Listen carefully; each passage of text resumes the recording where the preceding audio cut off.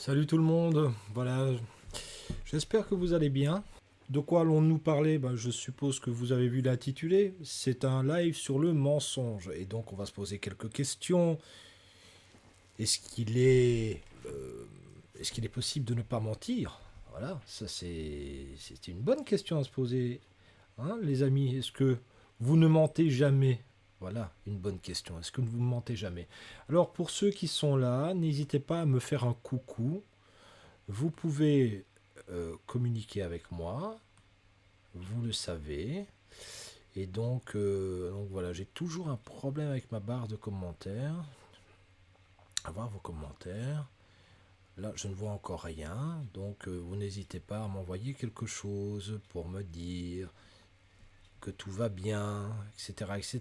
Donc je répète, dans quelques minutes, il y aura un cours, une information, excusez-moi, sur le mensonge. Et donc, et donc, je vais éviter de parler en buvant mon café parce qu'autrement je me rends compte que je parle mais dans ma tasse, ce qui ne va absolument pas.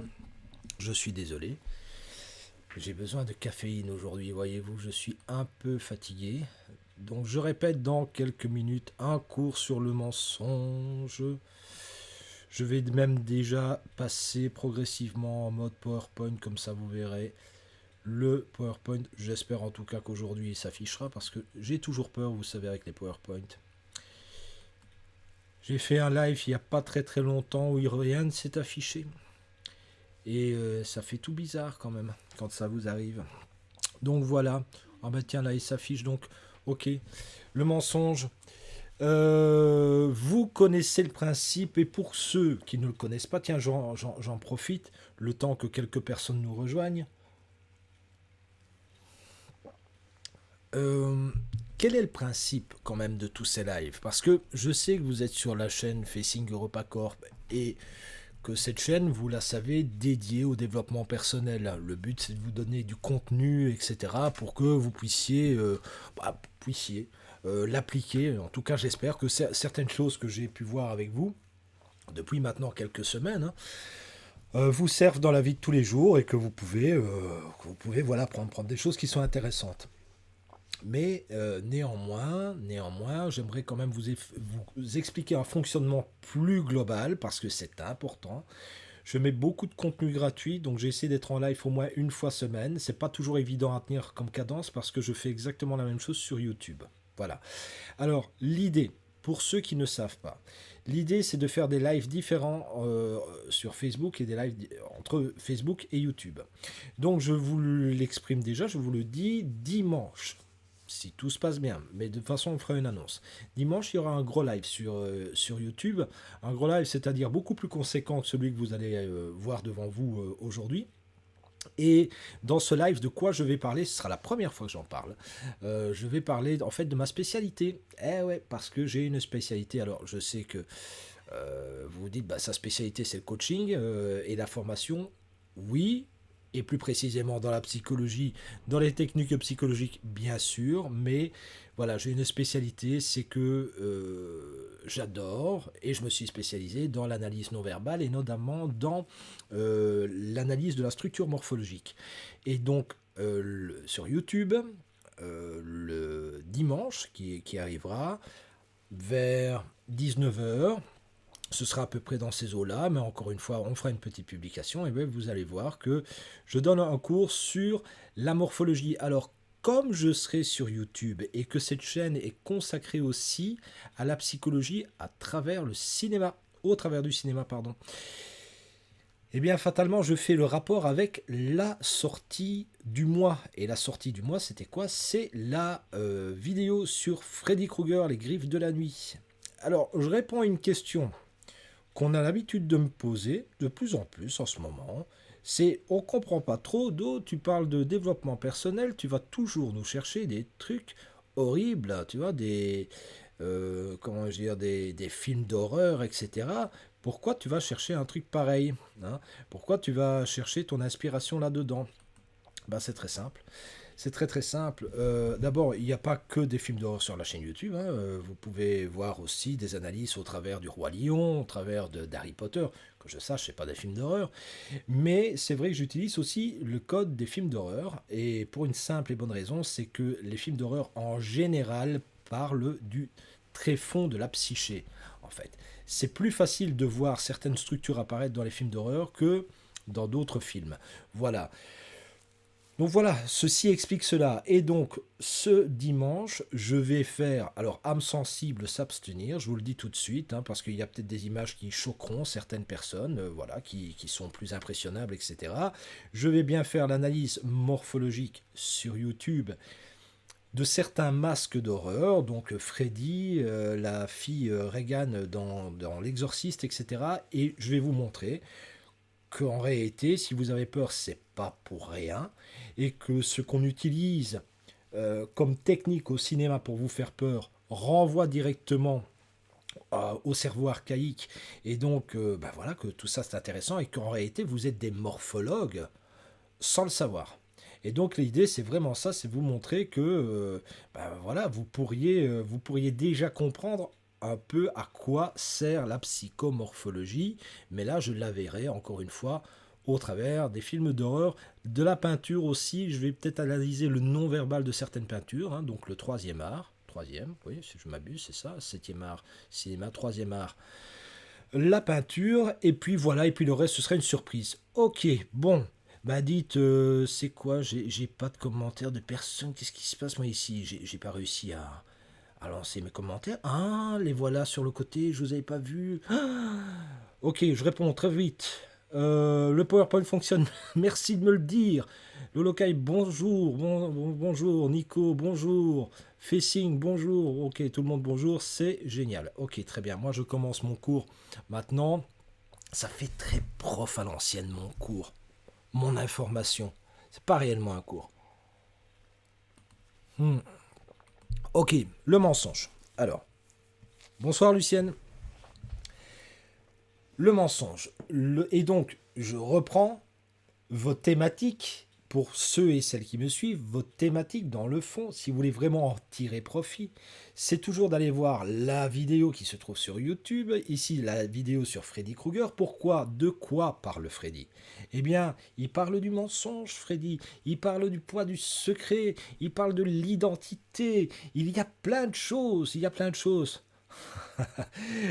Il y a plein de choses derrière tout ça. Donc, c'est un moyen pour vous d'aller voir cette fameuse chaîne et de voir toutes les thématiques en réalité qui sont développées autour du même axe. Je le dis déjà, pour le mois prochain, ce sera le silence des agneaux. Bon, allez, je commence. Le mensonge, c'est une forme de manipulation qui vise à faire croire ou à faire faire à l'autre ce qu'il n'aurait pas cru ou fait s'il avait su la vérité. Eh oui. Marinette, on a hâte d'entendre. Super. Ce qu'on va faire dimanche, ben voilà, on va essayer de faire de son mieux. Donc le mensonge, c'est ça finalement. C'est de mentir à quelqu'un pour qu'il croie quelque chose qu'il n'aurait pas cru d'habitude ou lui faire faire quelque chose qu'il n'aurait pas fait. Voilà. Je pense que nous avons tous fait ça à un moment ou à un autre. On va essayer de classer nos petits mensonges ou nos gros mensonges, voir un peu dans quoi ils se trouvent. Et puis on va essayer de faire un rapport aussi avec la psychologie, hein. Vous allez voir que c'est pas un hasard non plus si on ment. Voilà. Donc en général, le mensonge s'oppose à la véracité ou le fait de dire vrai, à la sincérité ou à la franchise. L'opposition mensonge et vérité est courante. Néanmoins, le mensonge révèle d'un acte moral, la bonne ou la mauvaise foi, alors que la vérité relève du fait. Bah oui. Eh ben oui, la vérité, vous savez très bien que logiquement, ça doit être un fait, la vérité. Hein. Ou alors, si c'est une vérité subjective, c'est plus une vérité. Donc, le contraire du mensonge serait donc la sincérité. Et celui de la vérité serait l'erreur. Voilà. Il est d'ailleurs possible de mentir et de dire involontairement une vérité. Ça s'est déjà vu. Le dicton « toute vérité n'est pas bonne à dire » renvoie... Alors excusez-moi si vous entendez du bruit, c'est ma machine à café. En fait, elle fonctionne toujours au ralenti, cette machine. Vous voyez, là, elle est en train de s'éteindre, ne vous inquiétez pas.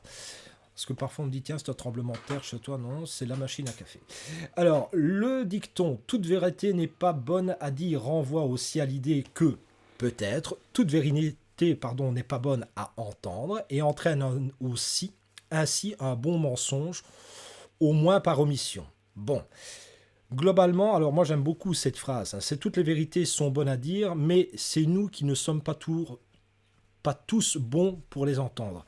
Je pense qu'il y a de ça. On n'est pas toujours prêt à entendre certaines vérités, clairement. On le voit d'ailleurs, hein, actuellement. Je pense qu'on vit une situation quand même qui montre que toutes les vérités ne sont pas bonnes à dire. Et donc, de là, certaines techniques de manipulation. Donc, on peut déjà se poser la question, lorsqu'on est souvent victime soi-même de gens qui nous mentent, on pourrait aussi se poser la question, est-ce que réellement on laisse beaucoup de place à la vérité? C'est un véritable sujet. Est-ce que je suis prêt à entendre la vérité? Est-ce que je le communique avec, les autres? Est-ce que je suis quelqu'un d'abordable? Est-ce qu'on oserait me dire la vérité? Voilà, ça aussi, c'est une vraie question. Vous savez, parce qu'on se plaint toujours. On se plaint toujours qu'on est victime qu'on puisse être victime de mensonges, mais d'une certaine manière, est-ce que réellement nous sommes prêts à entendre la vérité? Réellement. Donc ça, c'est une bonne question. Je pense que c'est une question introspective, voilà, hein, qui nous renvoie à ça. Alors je vais vous parler un peu de ce que nous donne la morale et la religion, hein, par rapport à leur position par rapport aux mensonges. Elle distingue traditionnellement trois sortes de mensonges. Lesquels? Alors, on va voir si vous avez déjà menti dans ces trois classifications. D'abord, il y a le mensonge joyeux. C'est quoi un mensonge joyeux? C'est quand on se moque de quelqu'un. C'est vraiment pour plaisanter. Hein, un truc du style, je sais pas, la personne s'est vraiment bien habillée et en rigolant, on pourrait lui dire oh, bah tiens, ça te va pas trop ou ça te va pas autant, etc. Alors qu'en réalité, on pense complètement à l'inverse et on se rend bien compte que c'est une plaisanterie. Évidemment, c'est dans la manière de dire les choses, dans le non-verbal, qu'on va détecter que c'est une plaisanterie.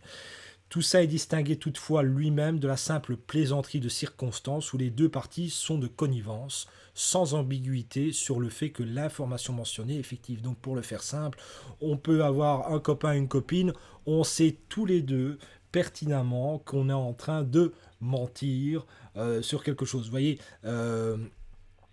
j'ai vu dernièrement, alors je l'ai vu dernièrement, pourtant c'est quelque chose qui date, c'était lors de la sortie du film Inception avec DiCaprio, il était sur le plateau de Canal, vous pouvez revoir ça, hein. Et si vous voulez, on lui dit, mais tiens, il y a Guillaume Canet, qui a joué avec lui dans La Plage, qui va vous poser une question, Leonardo. Et donc, Canet lui dit, bah tiens, écoute, Leonardo, voilà, ma femme a joué avec toi, puisqu'il s'agit quand même de Marion Cotillard.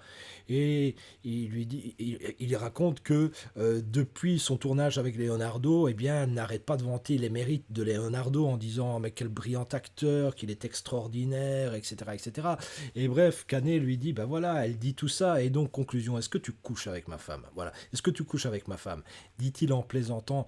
Ils savent très bien, ils le suspectent, mais c'est un mensonge, ils ne le suspectent pas, et l'autre comprend très bien la plaisanterie et va répondre à la plaisanterie. C'est ça, si vous voulez. C'est-à-dire que là, il n'y a pas de mal parce que les deux sont en train de plaisanter, ils savent très bien que voilà, c'est erroné. Enfin, on suppose. En tout cas, voilà. Dieu seul le sait, en tout cas, seul Marion Cotillard, Leonardo et peut-être effectivement Canet le savent. En tout cas, c'est pas bien méchant, et quand c'est comme ça, eh bien, la morale ou la religion ne sont pas concernés. Pourquoi? Mais parce qu'en réalité, on n'essaie pas de faire quelque chose à quelqu'un contre son gré ou de croire quelque chose contre son gré. Non, non, les deux personnes sont au courant. Donc voilà, c'est un gentil mensonge, on va dire. C'est juste pour plaisanter. Après, il y a ce qu'on appelle le mensonge, les mensonges officieux, hein, que l'on énonce pour rendre service à autrui ou à soi-même. Ce mensonge est alors considéré plus ou moins grave, hein, comme grave, selon qu'il s'agit et en fonction des circonstances qui l'accompagnent. Donc, quand le mensonge est officieux et ne contient aucun élément nuisible, le sage ne le blâme pas chez autrui, mais il l'évite quand même pour lui-même. Pourquoi? Il y a plusieurs choses à savoir. On peut mentir pour quelqu'un, c'est la vérité. On peut mentir aussi pour soi, ça on verra aussi quelles en seraient en tout cas les motivations. Mais en tout cas, ce qui est sûr, c'est que c'est plutôt ce qui compose le mensonge, je vais dire, est-ce que c'est un grand mensonge? Est-ce que c'est un gros mensonge? Alors pour l'instant, vous savez que moi je renvoie, voilà, mon prisme c'est les films, alors rassurez-vous, je lis aussi, hein, j'ai une autre culture que la culture cinématographique, mais bon voilà, c'est mon prisme, c'est par là que je le fais, c'est une culture populaire que celle du cinéma, et puis moi je l'aime bien, donc je la mets en avant. Voilà, j'aime bien les auteurs, etc. etc. Bref, ici, il y a un film que vous pourriez revoir. Maintenant, son nom m'échappe. C'est un film avec les amis. Pour ceux qui me suivent, là, Gilles, si tu es là, mon Dieu, c'est le film avec Robert De Niro. Robert De Niro qui joue le rôle d'un prêtre. Et il y a 4 enfants qui ont été abusés dans un centre de redressement. Aide-moi parce que le nom m'échappe maintenant, je l'avais il y a 2 minutes sur le bout de la langue. Vous pouvez jouer, hein, à chercher après ce film et vous pouvez me le redire. Mais voilà, en tout cas dans ce film, eh bien, on va, d'une certaine manière, il y a De Niro qui joue le rôle d'un prêtre et qui va mentir pour sauver, en tout cas, de la prison 4 jeunes garçons. Enfin, voilà. 4 jeunes garçons. Le nom me reviendra en tout cas. Sleeper, merci, Sleeper, c'est Nicolas qui a trouvé, merci, merci. Sleeper, en effet. Donc, voilà, on voit réellement que c'est très difficile pour De Niro de mentir. C'est un prêtre, donc voilà, très très compliqué.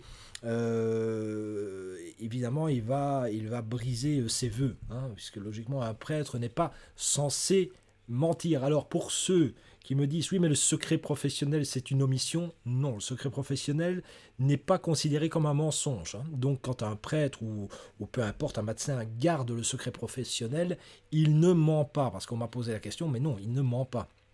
Voilà.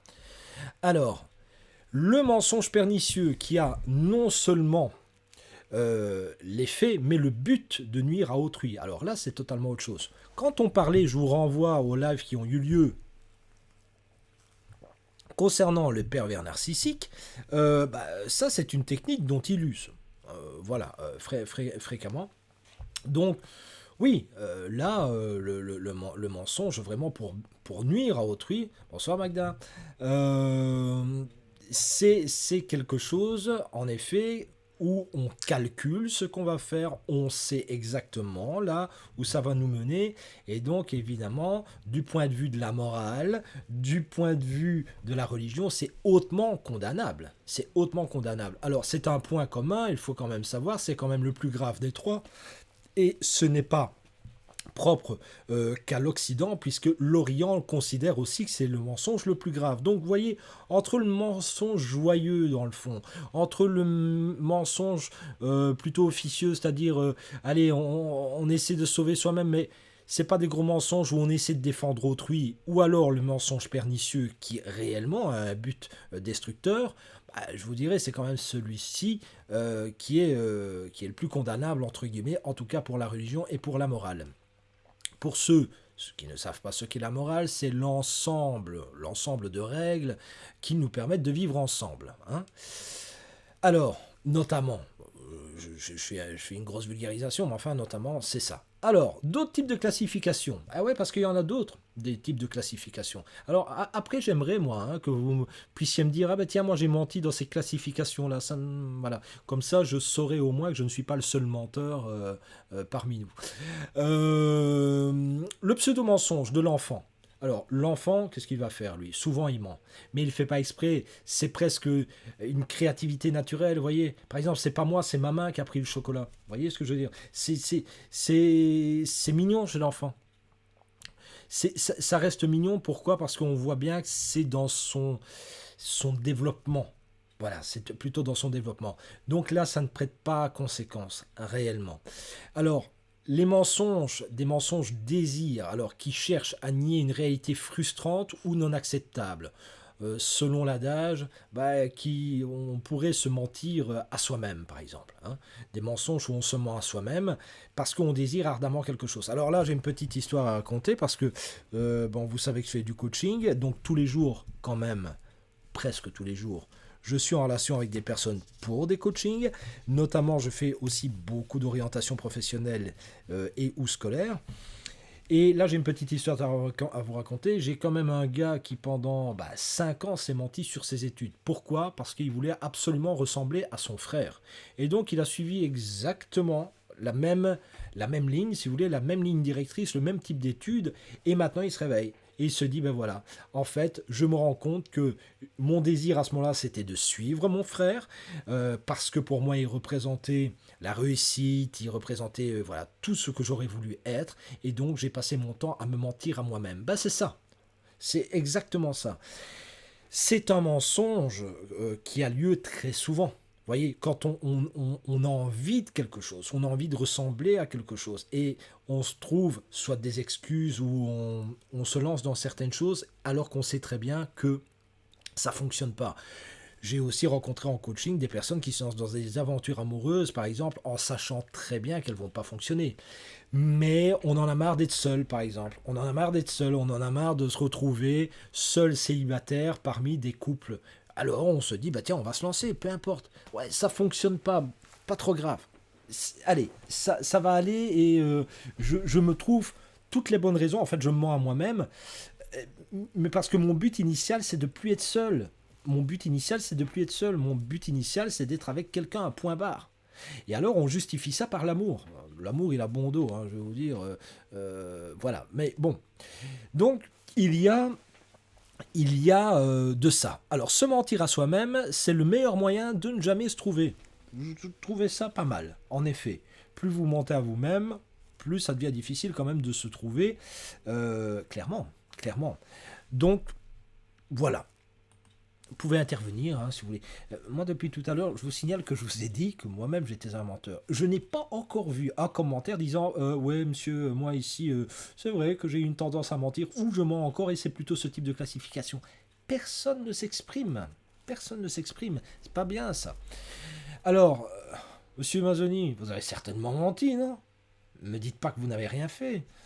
Gilles, ne dis pas que tu n'as rien fait, tu dois quand même t'exprimer là-dessus. Alors, des mensonges altruistes qui sont, par exemple, supposés protéger l'autre, donc un enfant, un ami, un être aimé, un groupe vulnérable, etc. Mais ce type de mensonge peut basculer dans l'abus de pouvoir si l'ignorance ou la faiblesse d'une personne, supposée ne pas pouvoir supporter la vérité, permettent de la manipuler ou de diminuer son autonomie décisionnelle. Vous savez, parfois, en effet, on peut mentir pour protéger les autres, et puis à un moment donné, on se surprend à ce que le mensonge passe, et puis on se surprend finalement à avoir, comment je dire, une certaine appointance avec la manipulation, et puis on se dit, bah, pourquoi ne pas aller plus loin? Pourquoi ne pas profiter de la personne? Et ça peut aller plus loin. Donc là, ça renvoie un peu à la gestion que l'on fait. Ça peut partir d'une bonne intention, mais attention, excusez-moi, ça peut partir d'une bonne intention, mais comme disait l'autre, l'enfer est pavé de bonnes intentions. Voilà. Intéressant comme phrase. L'enfer est pavé de bonnes intentions. C'est bien pour toi. Vraiment, je le fais pour toi. Va dans cette direction.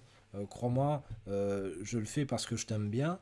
Et puis finalement, vous suivez la direction et c'est pas du tout la bonne. Et c'est vous vivez un enfer. Donc l'enfer est parfois pavé de bonnes intentions.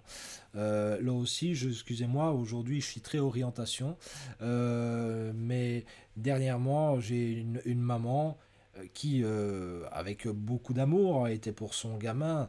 Lui fait intégrer une école qui n'est absolument pas adaptée pour lui, qui est diamétralement opposée à la structure de son fils, non d'une pipe, ça se voit, mais problème, c'est que c'est son gamin et qu'elle se dit qu'il doit avoir voilà, accès à la grande école, celle qui va le propulser dans l'intelligentsia mondaine qu'elle a l'habitude de côtoyer, et ça c'est une énorme erreur. Donc le gamin, évidemment, ça va pas du tout à l'école.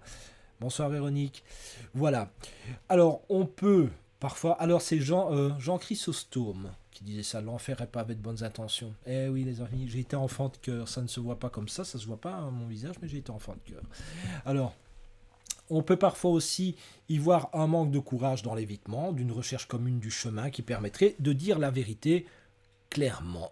Alors, on a aussi des mensonges utilitaires pour acquérir un bien ou un service, ou préserver l'amour de quelqu'un, ou s'éviter une sanction. Voilà, ça c'est plutôt utilitaire.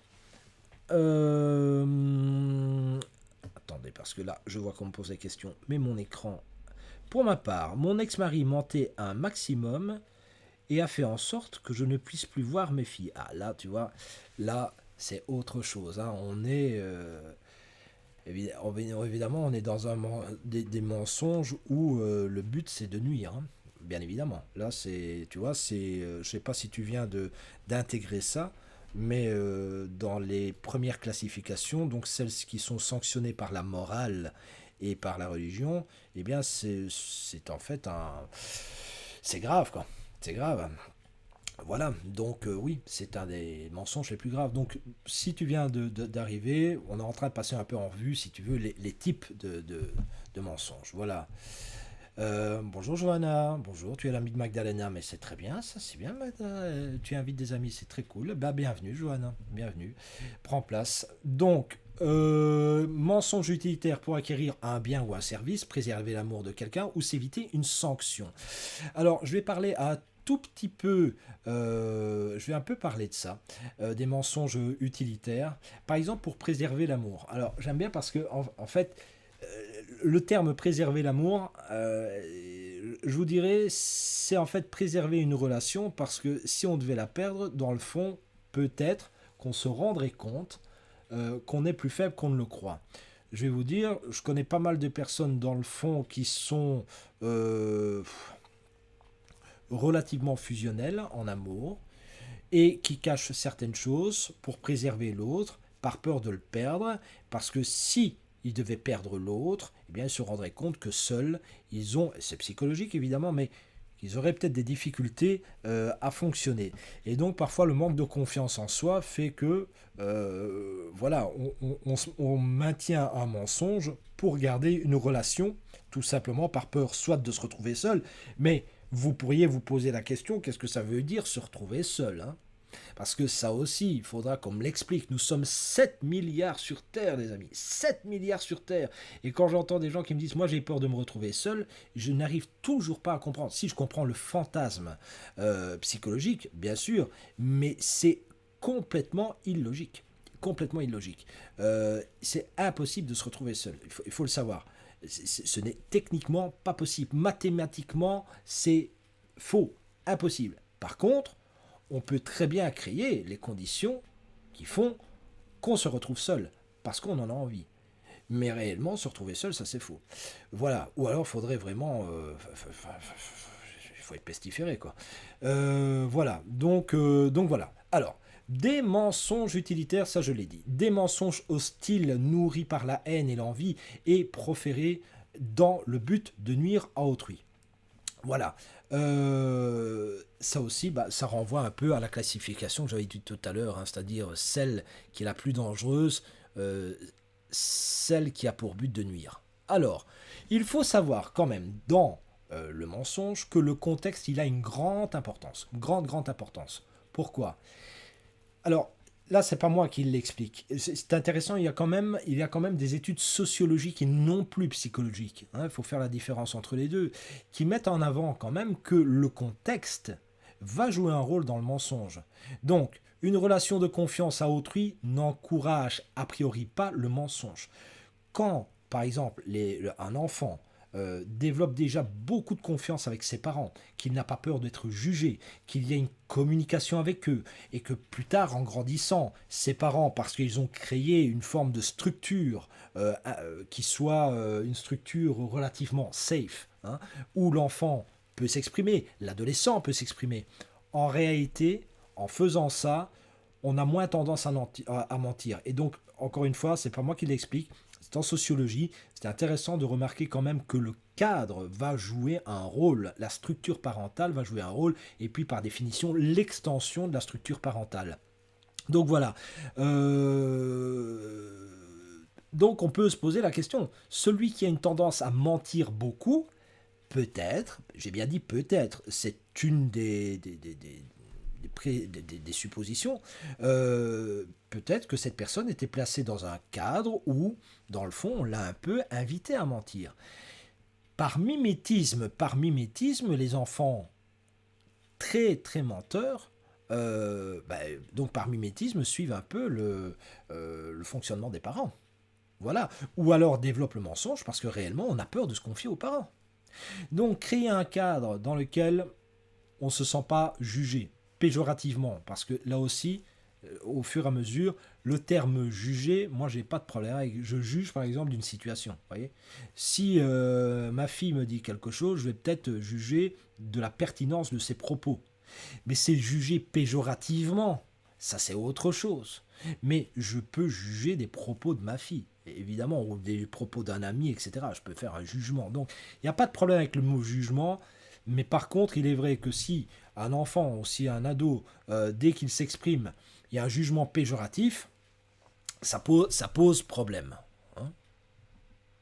Vous voyez, moi par exemple, j'ai été jugé, et allez, c'est peut-être ça que je suis devenu un menteur plus tard. J'ai été jugé comme ça péjorativement. Je vais vous expliquer, parce que Facebook, ça me sert un peu de défouloir. Hein. Vous voyez, c'est un peu, je vais à confesse, comme on dit. Vous voyez, c'est un peu mon confessionnal.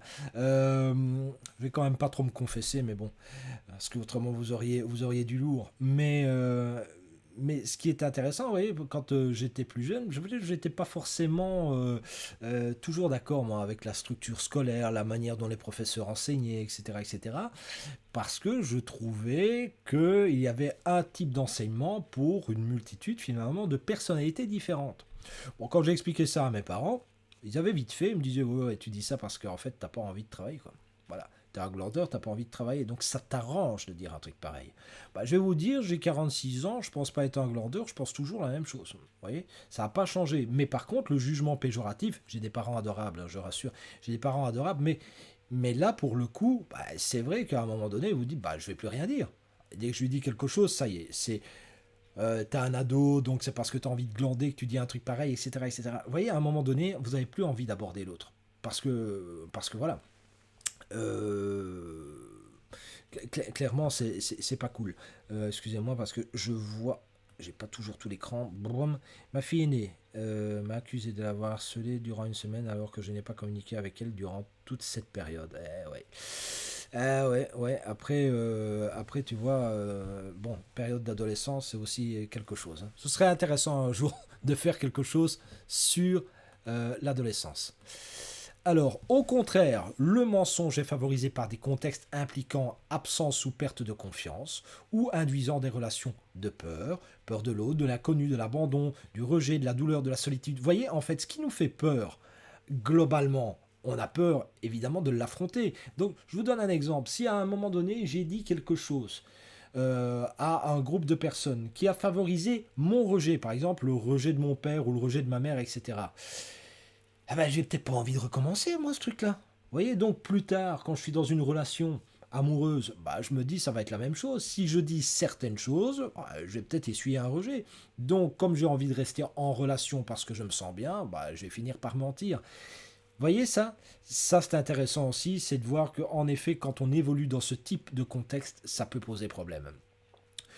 Lorsque vous êtes dans des relations de jalousie, d'égoïsme, de mépris, d'haine, d'hypocrisie, d'amour de soi, d'appât du gain, etc., etc., je vous en passe, d'humiliation, de honte, de gêne, d'injustice, de trahison, enfin bref, tout ça, tout ça favorise le mensonge. Donc, pour le faire bref, si vous avez vécu dans un climat où la confiance, ben on pouvait la brûler comme vous voyez ici, j'ai plus confiance, naturellement, on a plutôt une tendance à mentir. Alors, vous savez, l'être humain, c'est pas de la science exacte. Hein. On s'entend bien. Les sciences exactes, c'est les mathématiques, l'informatique. Vous voyez, ça, c'est les sciences exactes, par exemple. Mais l'humain, c'est pas la même chose. Hein. Les sciences sociales, c'est pas des sciences exactes. Donc, quand je vous dis on a une tendance, on a une tendance. Ça ne veut pas dire que parce qu'on a vécu comme ça, que fatalement, on va reproduire le même schéma. Mais il y a plus de chances.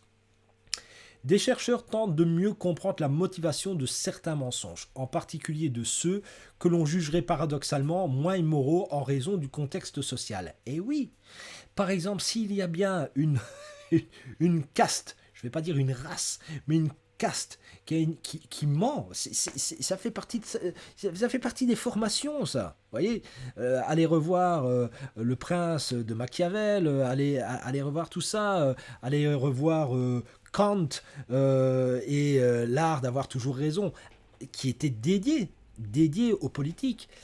Le politique, voilà, c'est son truc. C'est pas la recherche de la vérité qui intéresse un politique. C'est quelqu'un qui argumente. Vous voyez. Donc le but, c'est pas la vérité, c'est d'avoir raison. Et c'est pour ça que vous pouvez aller voir, lire en tout cas, L'art d'avoir toujours raison de Kant. Voilà, c'est comment avec stratégie vous pourriez toujours avoir raison. Dans le fond, c'est comment vous opposer, comment retourner une situation voilà, à certaines objections, face à certains arguments. Voilà, tout simplement.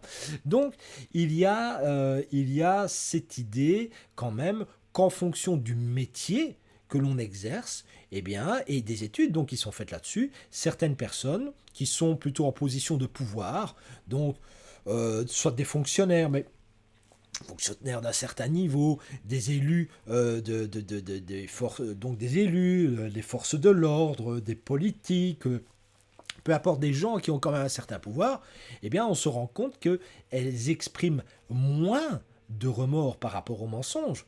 Et elles en utilisent très très souvent. Pourquoi? Parce que en fait, pour elles, le mensonge fait partie et est un moyen de diriger. De diriger. Sans mensonge, très difficile de diriger. Toutes les vérités ne seraient pas bonnes à dire. De leur point de vue, hein. Je ne suis pas en train de dire c'est bien ou c'est pas bien, moi. Je suis juste en train de vous énumérer une chose, c'est que, bah oui, certains avocats, bah oui, Magda, un avocat, il doit pouvoir, évidemment, faire ça. Son but, c'est pas la vérité, réellement. Si moi, mon but, c'est de défendre mon client, mon but, c'est de défendre mon client. Voilà, mon but, c'est qu'il gagne. Okay. Donc, je ne vais pas rentrer ici dans le débat, mais globalement, il y a des métiers qui reposent là-dessus. Après, il y a le métier, il y a des individualités aussi. Il y a des gens qui sortent un peu du lot, hein, fatalement, parce que là, je suis obligé de vous faire une forme de généralité, mais il y a des gens qui sortent du lot, on s'entend bien. Mais néanmoins, il y a des contextes où c'est un peu un garagiste, dit Nico, ouais, voilà. C'est les commerces. Ah mais je ne sais pas du tout en France si on le dit, mais en tout cas chez nous on dit toujours que le dieu des menteurs et le dieu du commerce c'est le même. Hein. Voilà, bon c'est Mercure pour ne pas le citer, Hermès, mais il y a de ça. Hein. En effet, pas sûr qu'un commerçant qui dise toujours la vérité fasse fortune, clairement. Donc d'une certaine manière, il y a de ça. Bon, alors là-dessus, je vous vois déjà arriver en disant oui, mais tu te rends compte, mais c'est horrible, un avocat ou alors les politiques ne devraient pas mentir. Et comprenez bien que je ne suis pas en train de défendre quoi que ce soit. Maintenant, on peut se poser la question. Est-ce que réellement, il est bon toujours de dire la vérité dans certains cas de figure, vous voyez? Parce que je lisais, oui, j'ai toujours détesté le mensonge, dit Véronique. Tu as raison, et je peux le comprendre. Mais à certains moments, ma mère me disait exactement la même chose. Moi, je déteste le mensonge. Ah bon? Mais il n'y avait pas plus grande menteuse qu'elle. Tu vois, elle arrêtait pas de me mentir. Alors elle va me dire, mais c'était des petits mensonges. Ah. Je vais te donner un exemple, Véronique. Regarde comme c'était fallacieux. Je vais t'expliquer ça. J'avais une tortue. Mes parents m'avaient acheté une tortue. Mais la tortue, elle était grosse, tu vois, une grosse tortue comme ça. Et un jour, elle n'était pas bien, ma tortue. C'est véridique, hein, elle n'était pas très bien, ma tortue. Je voyais bien que mes parents essayaient de la soigner. Et puis, un jour, je rentre de l'école. Et là, Nicolas, il se marre. Il y avait une toute petite tortue comme ça. Ils avaient été chercher une tortue d'eau, vous voyez, petite tortue californienne. Mais je lui ai dit, mais qu'est-ce qui s'est passé à la tortue? Et alors, qu'est-ce qu'on me dit? On me dit, mais elle était malade, tu vois, donc comme elle n'a pas beaucoup mangé, elle a maigri. Tu vois un peu la manipulation? Tu vois la manipulation de ma mère? Elle l'a fait comme ça, sans rougir, sans rougir. Donc, tout ça pour te dire que... Mais elle me disait qu'elle détestait le mensonge. Et regarde ce qu'elle m'a fait avaler. Il m'a fallu des années pour me rendre compte qu'on m'avait manipulé. Voilà. Donc, évidemment, je plaisante pas pour l'histoire. Elle est réelle, cette histoire. Mais, en effet, être victime de mensonges, c'est pas génial. Néanmoins, c'est vrai qu'il y a des métiers où on est plutôt dans l'art du mensonge. En effet, hein, on est dans l'art du mensonge, clairement. Donc voilà. Et en tout cas, on se rend compte que ces personnes ressentent moins de culpabilité. Donc il y a vraiment de très très bonnes études là-dessus qui ont lieu. En psychologie sociale, on retient 5 motivations. Donc psychologie sociale cette fois-ci. Préserver ou valoriser son image, bah oui, je mens pour parce que par exemple il y a un monsieur dernièrement, je vais pas le nommer parce que j'aime pas trop ce genre de choses, mais il y a un monsieur qui est quand même connu dans le monde de la criminologie, qui en réalité est un auteur prolifique. C'est quelqu'un qui est loin d'être bête, mais son malheur, si vous voulez, c'est qu'il je pense qu'à un moment donné, il a peut-être été loin. Il a dit qu'il avait mené certaines interviews auprès de criminels, etc. Et c'était pas vrai. C'était pas vrai. Et donc finalement, on lui est tombé dessus. Et bon, voilà, ça l'a fait chuter. Il est grillé maintenant. Ce gars, c'est pas qu'il est mauvais en soi, mais je pense que pour préserver son image, à un moment donné, il a peut-être surjoué, ajouté certaines choses. Évidemment, on l'a su. Et là, ça a posé problème. Donc parfois, préserver ou valoriser l'image, ce n'est peut-être pas toujours bon. Néanmoins, j'aimerais vous dire que moi-même, je les enseigne. Dans des techniques de communication ou des techniques commerciales, on le fait, ça. Hein. On le fait, bien évidemment. Vous voulez que je vous montre? Oui ou non? Vous voulez que je vous montre comment ça se passe? Qui me dit oui? Comment on ment comme ça? Personne me répond. Tant pis, je m'en fous. Je vais quand même le faire. Bon, alors, ça vous donne un truc du style. Euh... Ah, ah, quand même. Ah bah tiens. Alors, je vous en donne une. Il y a des biais cognitifs. Les biais cognitifs, ce sont des raccourcis dans le cerveau. Le biais cognitif, c'est toujours une vision tronquée de la réalité. Et donc, par exemple, ça vous donne un truc du style tout ce qui est rare est cher. Vous voyez, tout ce qui est rare est cher. Ah, c'est vrai que si je prends un vase Ming, par exemple, de la dynastie Ming, c'est vrai, c'est rare, donc c'est cher, ça vaut des millions. Si je prends un cheval à 5 pattes, parce qu'il est né avec une malformation, ah, c'est rare. Mais par contre, c'est pas cher. On le tue. Donc, vous voyez, ça, c'est les biais cognitifs. Vous voyez, ça nous amène tout droit dans le mur, bien, bien souvent. Alors maintenant, je vais me servir de quelque chose. Ça vous donne. Vous savez, chers amis, donc imaginons que je veux vendre quelque chose et que je veux me donner une prestance. Donc ça, c'est par exemple des cours qu'on donne dans le leadership. Je vous dis, bah écoutez, il n'y a pas très très longtemps, j'en discutais encore avec mon ami, le grand chirurgien Zekman, ce chirurgien qui est quand même appelé sur la scène internationale, et on avait une conversation comme ça au coin du feu, tous les deux, et on échangeait des mots. Vous voyez ce que je viens de faire? Je prends en fait l'aura d'une personne brillante, qui est estimée brillante, j'explique que je suis en contact avec cette personne. L'autre alors interprète que si je suis en contact avec cette personne, ben, fatalement, c'est que moi-même je suis quelqu'un. Et donc moi-même, j'augmente mon aura par le biais de cette personne-là. C'est évidemment un mensonge. Mais ce sont des mensonges qu'on utilise sciemment pour augmenter son aura. L'effet de halo. Allez voir, j'ai fait une très belle vidéo sur l'effet de halo, vous ne serez pas déçus. J'espère que je mens pas. Mais il y a une belle vidéo sur l'effet de halo. Monsieur Mazzoni, vous voyez l'autopromotion. Voilà. Il y a une belle vidéo sur l'effet de halo. Allez voir ça. C'est comment augmenter son aura. Évidemment, je ne dis pas tout là-dessus parce qu'il y a beaucoup de choses, mais des techniques comme ça de mensonges structurés qui sont dites à certains moments pour faire fonctionner les biais cognitifs, il y en a plein. Donc oui, bien sûr, on peut apprendre à faire ça. Et évidemment. Alors vous allez me dire, c'est horrible, c'est de la manipulation. Oui, je sais, bien sûr.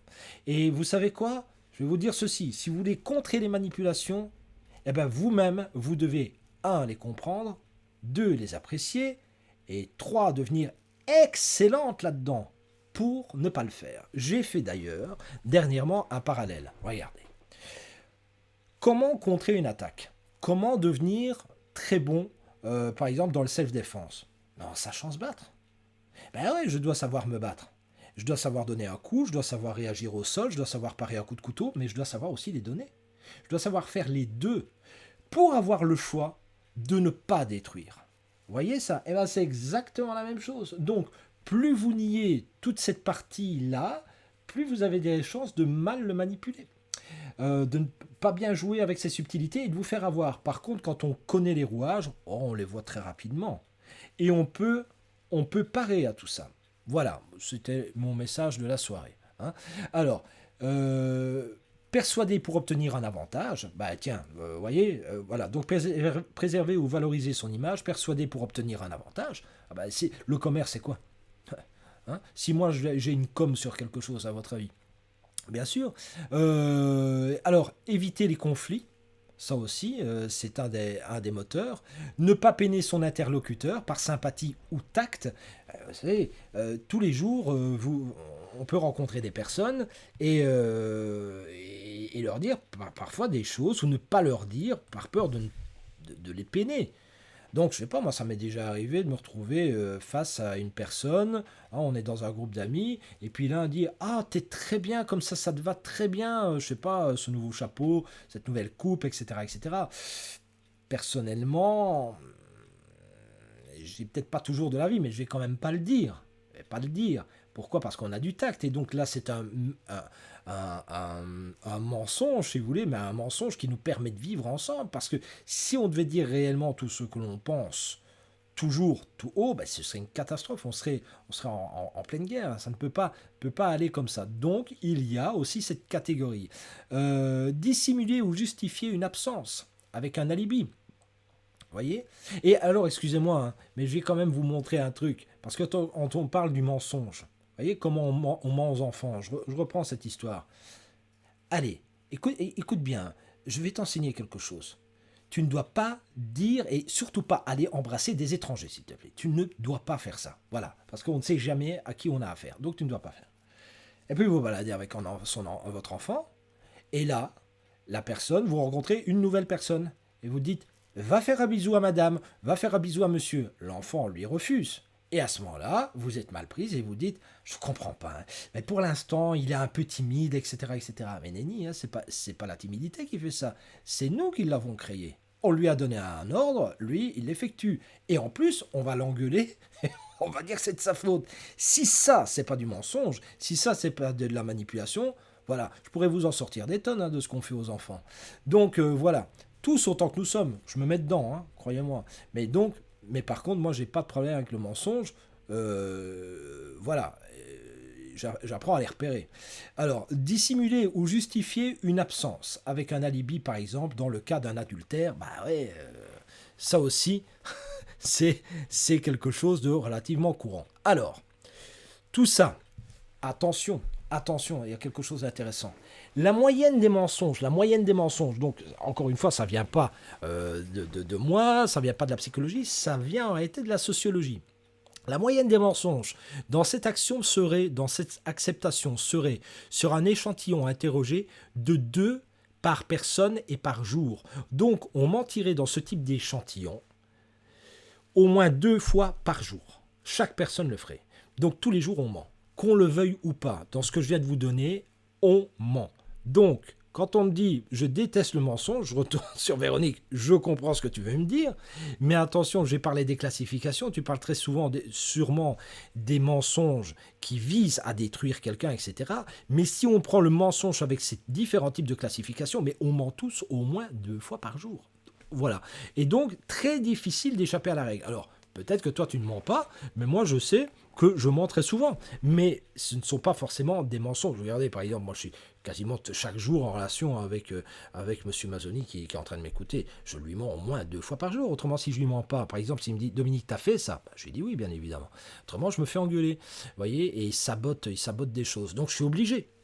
Je suis obligé de faire ça.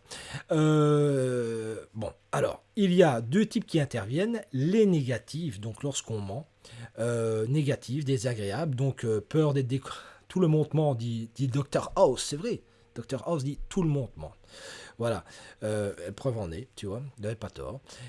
Donc, crainte d'être découverte comme un menteur et culpabilité. Donc, on a trahi une confiance, on manque de respect à ses modèles, etc. Donc, on peut avoir ce type d'émotion qui intervient, ou positive. En fait, on éprouve beaucoup de plaisir à mentir. Pourquoi? Parce que, attention, je mens, j'éprouve du plaisir parce que les gens tombent dans le panneau. Ils tombent dans le panneau, et donc ça montre alors que j'ai une forme de pouvoir sur eux, sur leur psyché, etc. J'arrive à les manipuler. Et comme j'arrive à les manipuler, eh bien, je suis un peu comme un dieu qui manipule les gens et qui leur fait faire, qui leur font faire un peu ce que je voudrais, quoi.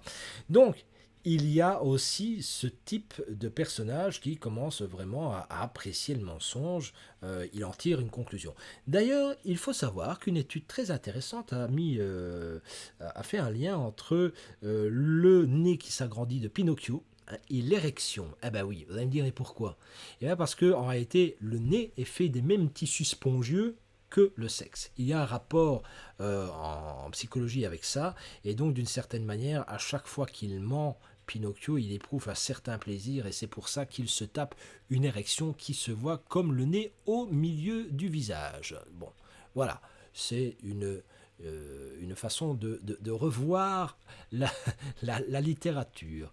Alors, Battle. Freddy, je répète, vidéo que vous pouvez aller voir, Les Griffes de la Nuit sur YouTube. Pourquoi j'en parle? Et il y a tout simplement parce que je fais ressortir des choses du cinéma, et donc au niveau de Freddy, le poids du secret, le mensonge, le retour du refoulé, enfin j'en passe, et des meilleurs, et encore des lives qui vont accompagner toute cette vidéo jusqu'à la fin du mois, et à partir du mois prochain, c'est le silence des agneaux. Voilà. Et donc, lorsque j'oppose très joli, c'est donc pour ça le nez de Depardieu, ouais, joli. Alors, comment dire, qu'est-ce qui oppose? Donc là j'ai repris une photo donc de Freud, Sigmund Freud, et de Freddy Krueger. Vous allez me dire, mais c'est quoi ce délire avec Freddy Krueger? Mais c'est tout simplement, j'analyse, donc je répète, j'analyse souvent les films d'horreur. Pourquoi? Parce qu'ils font apparaître beaucoup plus facilement la psychologie des profondeurs. Et pour ce faire, eh bien je vais faire quelque chose, je vais vous montrer un peu comment ça se passe. Hein, comment dans le film Freddy, parce que c'est ça, dans le film Freddy, je fais vite le petit pitch si vous voulez. Dans le film Freddy, Freddy à la base, on ne le montre pas dans le premier, mais c'est comme ça, dans sa genèse, Freddy c'est un violeur d'enfants. Et tout simplement, il va se faire choper par les parents, qui eux vont faire justice eux-mêmes, et ils vont le brûler vif en fait. Donc il n'y a pas de tribunal, il n'y a rien du tout, ils vont le cramer à un point, c'est tout. L'histoire Freddy, elle est close, pourquoi? Parce que Freddy s'en est pris au gosse. On est ok, la plupart de nous feraient ça aussi, etc. etc. Je sais. Le truc, c'est que évidemment, comme il n'y a pas eu de jugement, et comme on a laissé les enfants, si vous voulez, avec une forme de déni, c'est-à-dire Freddy n'est plus là, on n'en a pas parlé, on n'a pas parlé de ce qui s'était passé, donc il y a des secrets, donc il y a des mensonges par omission, et bien qu'est-ce qui se passe? C'est que quand ces enfants grandissent, dans leur cauchemar, Freddy revient, mais cette fois-ci, il était déjà pas sympa de son vivant, mais alors il est encore moins sympa, et cette fois-ci il se contente pas de violer, là il tue. Clairement, il enfonce, c'est la symbolique, il enfonce avec ses griffes, si vous voulez, il vous pénètre, et donc il vous tue. Et donc c'est cette idée en fait du poids du secret qui revient, de ce qui était traumatique dont on n'a pas parlé, qui revient, du mensonge qui revient, etc. etc. Vous voyez, c'est toute cette idée. Alors, je vais la développer maintenant. Je regarde quand même si c'est bien passé au niveau. Oui, très bien, très bien. Mon Dieu, tout se passe bien aujourd'hui. Que se passe-t-il? Pas de problème technique, c'est magnifique. Allez, je vous fais vite un petit cours sur la psychologie. Alors, je vais vous montrer là devant vous, devant vos yeux ébahis, que la psychologie en réalité, et la psychanalyse, ça peut s'apprendre. J'ai envie de vous dire vite. Oui, en tout cas la structure, je peux vous la montrer. C'est une première. Attention, c'est mon tableau, celui-là. C'est mon tableau. Je vous explique rapidement. Regardez, il y a plein de choses en vous. Vous n'êtes pas seul dans votre tête. Il y a une vidéo d'ailleurs qui s'appelle « Je ne suis pas seul dans ma tête ». Vous pouvez aller la voir. Donc, vous avez en vous une partie très archaïque qui se trouve derrière votre crâne, qu'on appelle, et donc qui correspond en neurologie au bulbe rachidien, qui s'appelle le ça. Hein. En tout cas, il y a une relation entre les deux. Voilà. Pas exactement comme ça qu'on le dit en psychanalyse, mais voilà. Il y a le moi, qui correspond à une partie limbique, donc médiane dans votre cerveau.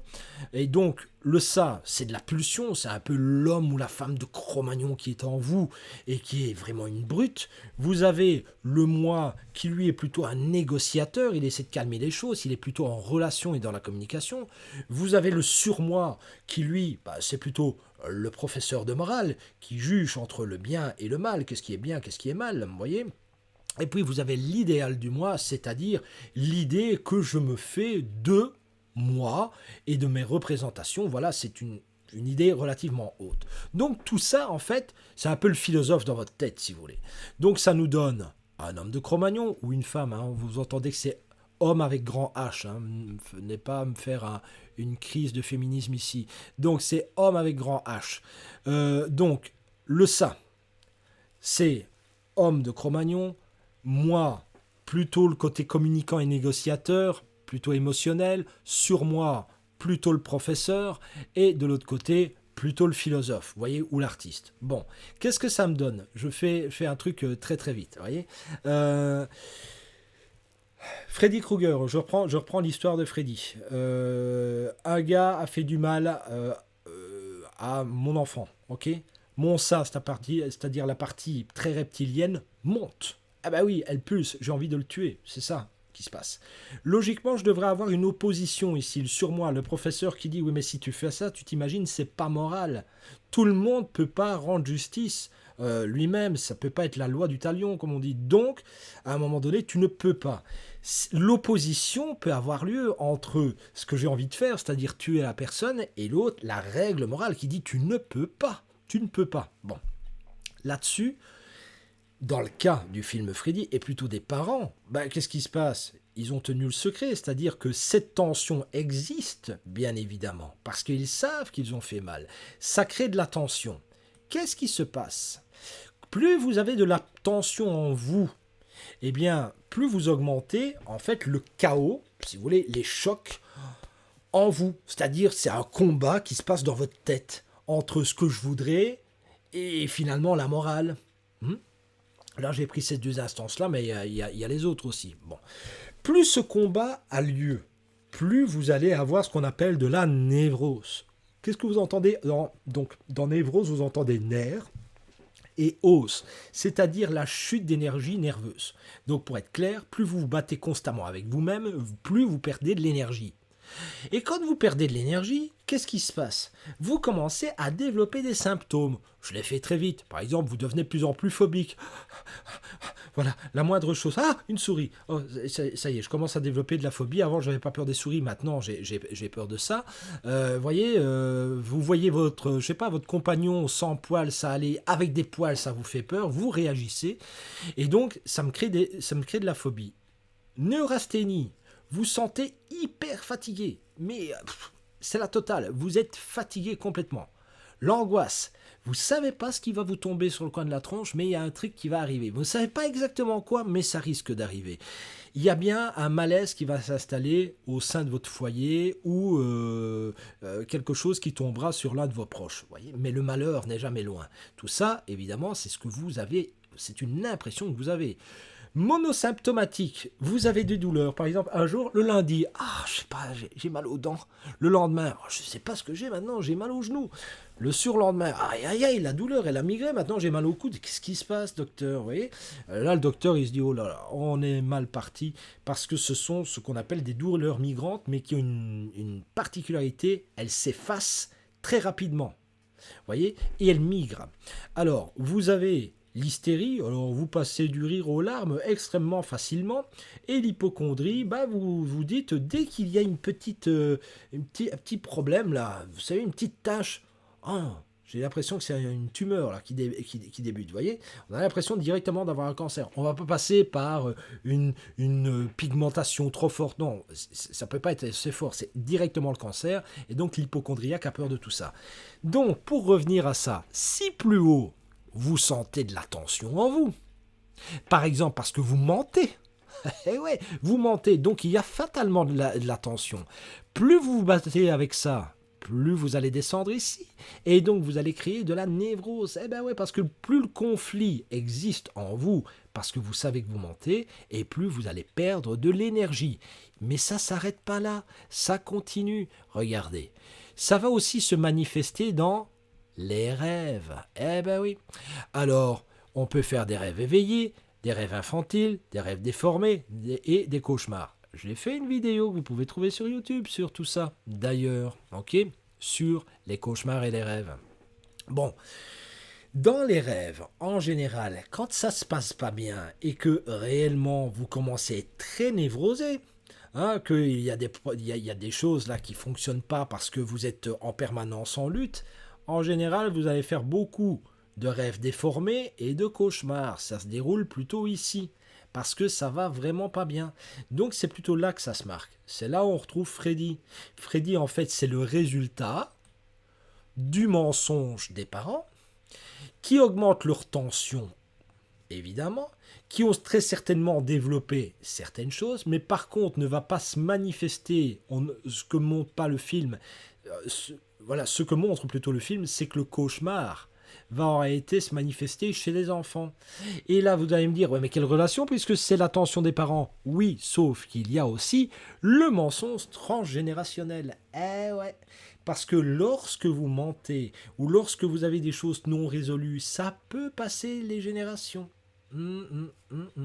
Voyez, ça c'est intéressant. Et il y a comme ça des choses qui sont vraiment très très très intéressantes où vous dites, tiens, ça passe dans le bagage génétique. Donc d'une certaine manière, on pourrait dire ici, non plus les parents trinquent, enfin les parents boivent, les enfants trinquent, on pourrait même dire, les grands-parents ont bu et les petits-enfants trinquent aussi, ça aussi, ça a de la valeur. Donc, je vous dirais que d'une certaine manière, Freddy, il parle de ça. Il parle du poids, du secret, du mensonge, de l'omission. Il parle de tout ça et il parle aussi finalement de cet héritage. Des jeunes qui finalement font des cauchemars un peu hérités des parents. Hein, voilà. Et donc, Véronique, tu vois, le transgénérationnel, voilà, ça peut passer dedans. Donc, il faut savoir qu'en développement personnel, et alors j'en profite, pourquoi travailler sur soi? Pourquoi travailler sur soi? Pour aller mieux, c'est vrai. Et bien souvent on dit, tiens, je travaille sur moi pour aller mieux, pour connaître un peu mieux mes capacités, pour me réaliser, etc. Mais c'est encore finalement une vision relativement égocentrique. Le véritable développement personnel passe par vous, c'est vrai. Charité bien ordonnée commence par soi-même, mais aussi avec la volonté que le travail que vous effectuez sur vous, eh bien en réalité, les générations précédentes n'auront plus à l'effectuer. Parce qu'il y a une transmission, évidemment. Si vous êtes en paix avec certaines choses, fort à parier que c'est ça que vous allez transmettre. Mais si vous n'êtes pas en paix, le conflit perdure. Et donc, en réalité, il est là le développement personnel. C'est du personnel pour en réalité, ensuite, passer le relais à notre lignée, mais voilà, quelque chose de positif. Et donc, on ne l'exprime pas assez, cette histoire, je trouve. Hein, que le développement, c'est ça aussi. Donc, quand on dit c'est le développement personnel, c'est de l'intra et de l'interpersonnel en réalité qu'on devrait faire. Hein. L'intra pour moi, en moi, et puis l'interpersonnel pour les autres, dans le fond. Ça devrait être ça. C'est le développement inter- et intrapersonnel. Mais c'est trop long. Ça ne tient pas sur les cartes de visite. Vous voyez, j'ai essayé coach, en développement, intra et interpersonnel. C'est trop long. Et donc, vous payez une fortune votre carte de visite, donc j'ai laissé tomber. Voilà. Oui, on travaille sur les 7 générations passées, les 7 générations futures. Exact. Donc, voilà. Très, très intéressant, le transgénérationnel. Bon, ça se marque dans les rêves, ça peut se marquer aussi dans les actes manqués et les lapsus. Ça, je reviendrai dessus un de ces jours. Donc, je reprends. Le gros problème du mensonge, quel qu'il soit d'une certaine manière, sauf si c'est pour plaisanter, mais que vous mentiez pour quelqu'un, que vous mentiez pour préserver votre image, que vous mentiez pour X raisons, si vous avez un peu de conscience, donc si vous n'êtes pas dans la catégorie des pervers narcissiques, qui on rentre, ou des psychopathes, hein, si vous n'êtes pas là-dedans, et que vous gardez un secret depuis trop longtemps, soit pour vous, soit pour préserver quelqu'un d'autre. Dans tous les cas de figure, faut vous dire ceci, vous devez revenir à votre base, et votre base, elle est là. Voyez, c'est que si vous avez ce genre de choses, voilà, eh bien, vous remontez là-haut et vous dites là, je suis pas en phase avec moi-même. Ça, c'est pas aligné d'une certaine manière. C'est pas dans l'axe. Je suis désaxé. D'ailleurs, on dit, quelqu'un qui va pas bien, on dit il est un peu désaxé. Ben voilà, on n'est plus dans l'axe. Et donc, tout ça, je l'ai fait super vite, excusez-moi, super vite. Il y a plein de choses intéressantes à savoir de tout ça. D'ailleurs, si ça vous intéresse, il y aura une formation qui aura lieu fin du mois de mai et je la présente bien souvent. Je la présenterai peut-être encore cette semaine sur les applications de la psychologie. Et donc, c'est une formation en psychanalyse qui ne dure que 12 mois. Bon, voilà. C'est dit. Autopromotion, monsieur Massonnier. J'ai fait mon boulot. Vous ne pouvez plus rien dire. Voilà, donc. Si vous êtes en phase avec vous-même, eh bien, en réalité, il ne devrait pas y avoir trop de tension ici. Mais moins vous êtes en phase avec vous-même parce que vous gardez le poids du secret d'une certaine manière, eh bien, vous allez développer plus facilement des névroses, c'est-à-dire vous retrouver ici, vous voyez. Et là-dedans, il y a des sous-couches. Par exemple, les neurasthénies, on peut en trouver de toutes les sortes. Les angoisses de toutes les sortes aussi. Voyez. Bon, mais globalement, on se retrouve là-dedans. Et dans le mal-être général. Et puis les rêves, les cauchemars, les rêves déformés. Pour ceux qui ne savent pas c'est quoi un rêve déformé, c'est un rêve symbolique, si vous voulez. Mais vous commencez à rêver de choses vachement symboliques. Du style, je ne sais pas pourquoi, mais j'ai rêvé d'un lézard qui faisait de l'autostop avec le sac à main de ma grand-mère, vous voyez ce que je veux dire, ça ressemble à rien, vous dites il y a un problème là. Et ben voilà, c'est ça aussi qui est intéressant, c'est que plus on augmente les rêves déformés, et plus les rêves déformés se transforment en cauchemars, c'est-à-dire que le lézard en question vous demande une clope, et puis à un moment vous lui filez une clope parce que vous trouvez ça naturel de donner une clope à un lézard qui a le sac à main de votre grand-mère, et puis le lézard finalement dévoile des grandes dents et essaie de vous dévorer. Vous voyez ce que je veux dire? Là, vous vous dites, ok, la névrose, elle est en train de monter, c'est-à-dire la tension est en train de monter, c'est qu'il y a vraiment ici, je devrais réellement verbaliser ce qui ne va pas et peut-être surmonter mon mensonge. J'irai à confesse, comme on dit. Alors, j'en profite quand même parce que quand on me parle de manipulation, d'ailleurs, très intéressant, allez dans les vieilles cathédrales, très très vieilles cathédrales, les très vieilles églises, etc. Et vous remarquerez qu'au sol, dans l'allée centrale, souvent, ce sont des matériaux qui sont vasoconstricteurs, comme le marbre. Voyez, ce qui vous amène face au Christ. Pourquoi? Parce que logiquement, eh bien, on s'avance face au Christ. Voyez, mais on ne tourne jamais le dos au Christ. Donc, une fois que vous avez confessé vos péchés, qu'est-ce que vous faites? Vous tournez, soit sur la droite, soit sur la gauche, et là, vous repartez. Mais les anciens avaient bien compris ce truc. Donc, le marbre, c'est vasoconstricteur. Pourquoi? Parce que c'est froid et donc vous arriviez avec la froideur de vos péchés, le poids de vos péchés. Voyez, vasoconstricteur. Une fois un genou, les deux genoux à terre d'ailleurs, c'est deux genoux à terre pour vous confessez face à la croix du Christ, eh bien, vous repreniez les chemins latéraux qui, eux, étaient faits de bois, donc vasodilatateur. Et donc, ça vous donnait tout de suite une forme de chaleur et de circulation qui fait que vous sentiez mieux. Voilà comment les anciens constructeurs de cathédrales ou d'églises ajoutaient, si vous voulez, à comment vais-je dire, le bien-être ressenti lorsque vous vous confessiez. C'est pas beau ça? Voyez, ça c'est ce qu'on appelle l'action du décorum sur la psychologie. Formidable, j'adore. Enfin bref, il y a plein de choses comme ça. Alors vous pourriez vous dire, ouais, ça c'est les anciens, et vous pourriez vous dire que Quick ou McDo ne travaillent pas son matériel pour que vous mangiez, dans le fond, dans de très bonnes conditions, mais qu'au bout de 30 minutes, ça commence à vous démanger, vous avez envie de partir. Ben, c'est parce que ça a été travaillé, ça. Les couleurs, les formes, la hauteur des sièges, etc. a été fait pour que vous puissiez décamper dans les 30-40 minutes, parce que c'est un fast-food. Eh oui, je parle avant Covid, maintenant on s'en fout un peu, mais c'était comme ça. Donc, croyez pas, le décorum, c'est aussi du non-verbal. Et donc, si vous êtes intéressé par ce genre de thématique, n'oubliez pas, ce dimanche, 19 heures, on vous fera une annonce. À peu près vers 19 heures, je vais faire un live sur YouTube. Mais je le dis, âme sensible, s'abstenir. Je vais parler des masques d'horreur, etc. Des trucs un peu angoissants. Mais je vais faire des applications pratiques de la morphologie qui fait partie du non-verbal. Et je vais décoder peut-être certaines choses, certaines peintures, etc. Donc voilà, ça pourrait être intéressant pour tous ceux qui s'intéressent à ça. Voilà les amis, je pense que j'ai tout dit. J'avais dit que j'allais faire un petit live aujourd'hui. J'ai quand même encore réussi à tenir à peu près 1h10. Hein. Voilà. Globalement, c'est tout. N'hésitez pas, si vous avez des questions, je suis encore là, mais je vais progressivement prendre congé de vous. Et je ne saurais trop vous conseiller d'aller voir la chaîne YouTube. Et je ne saurais trop vous conseiller d'assister. D'assister à quoi? Attendez, je dis en même temps. À la présentation des formations. Bon, comme les sièges à la télé qui te forcent à te maintenir bien droit, sinon tu tombes. Ouais. Et comme autre chose, Nico. Par exemple, il y a eu vraiment un truc comme ça. C'était du temps. Aujourd'hui, j'ai vraiment trop de mémoire. Hein. Celui qui fait Ruquier. Ruquier. Bah, Ruquier, dans. Ça se dit. Non, c'est pas ça se discute. Non, tout le monde n'est. Tout le monde n'est. Je ne sais plus.